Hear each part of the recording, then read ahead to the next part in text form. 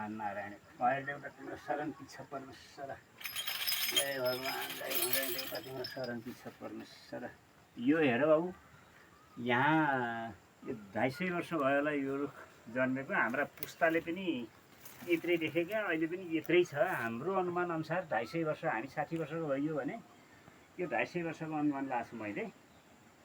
यहाँ वर्षको 2 चोटि पूजा हुन्छ, मङ्सिरमा हुन्छ अनि त्यसपछि गएर चाहिँ साउनमा हुन्छ। साउनको अन्तिम शनिबार, मङ्सिरको अन्तिम शनिबार मङ्गलबार पारेर पूजा गरिन्छ।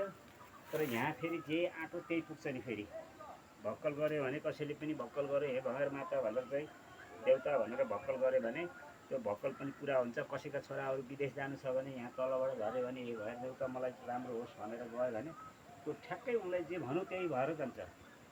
नमस्कार भनेर भैँसित शरण माग्ने। अझैसम्म देश विदेशमा भयो जतिकाले पनि भक्कल गर्छन्, यहाँ चल्लो छोडिदिउँला, यहाँ गर्नुला त्यहाँ गर्नुला, मैले घन्टी ल्याइदिन्छु भनेर भनिराखेका हुन्छन्। जो पनि यहाँ एकदम राम्रो छ। यसको अवस्था एकदम दृढ छ अहिले। किन भन्दा धेरै पुरानो भएको हुँदाखेरि जराहरू ढुङ्गामा चेप्टिएर बसेको छ। ल हेर्न सक्नुहुन्छ दर्शकहरूले, ढुङ्गामा एकदम चेप्टिएर बसेको छ। भाँचिए पनि कोही कोही हाँगाहरू भाँचिएका छन्, नत्र त्यसरी भाँचिए पनि छैन। भाँचिए पनि कसैलाई असर पारेको छैन। फेरि धेरै राम्रो छ। हेर त्यसो हुँदाखेरि यहाँ काउरो पनि पहिले अवस्थामा चाहिँ काउरो झरेको काउरोहरू टिकेर खान्थे। यहाँ ताउला 2 ताउला खिर पाक्छ फेरि अहिले पनि। अब यही साउनको अन्तिममा यहाँ भैर देउताले चाहिँ सबैले आँटेको पुर्याएका छन्, अझै पनि पुर्याउँछन्।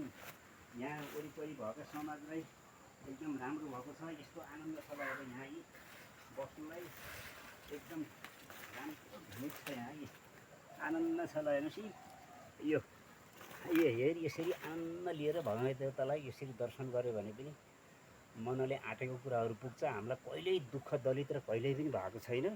यहाँ उत्तम राम्रो छ, बहुत राम्रो छ। हामीले कोही भक्कल गरियो भने पनि राम्रो ठाउँ छ। यहाँ पूजाआजा पनि राम्रो चलेको हुन्छ। यहाँ कुनै काटमार हुँदैन, केही हुँदैन। खिर पकाइन्छ, कोरी पूजा हुन्छ। ल हेर्नुहोस् अब यहाँबाट तल 28-35 घर जति हुन्छ।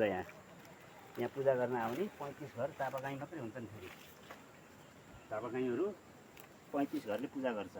र अनि त्यसमा फेरि अहिले पनि अरू थरहरू पनि मिलेका छन्।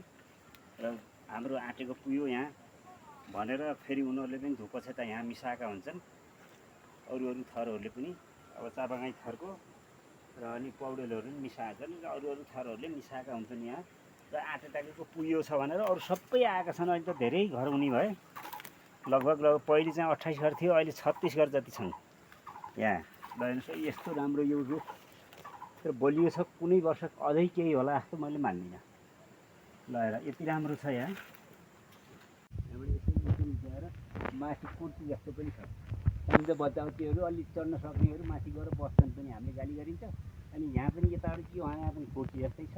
त्यो हाँगो पनि गएर हेर्दाखेरि मजा आनन्द। यहाँ आएर अलिक पर यो पुरै ठाउँ देखिन्छ फेरि यहाँबाट।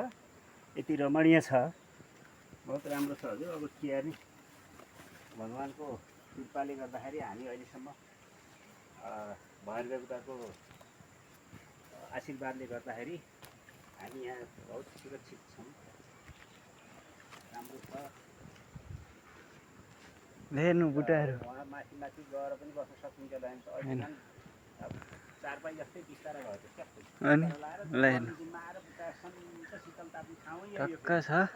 गर्मी आएर शीतल ताप्ने बुट्टै यही हो। हेर्नु यहाँ टक्क बिस्तारा ल्याएर टक्क यहाँ लगाएर सुत्ने नि केही नहुने जस्तो ठाउँ छ। ल हेर्नुहोस् टक्क पहिले चैत वैशाखतिर असाध्यै गर्मी हुँदाखेरि